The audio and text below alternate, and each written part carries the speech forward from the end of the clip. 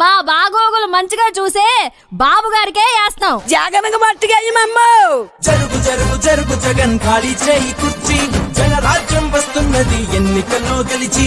Train train train train train train train train train train train.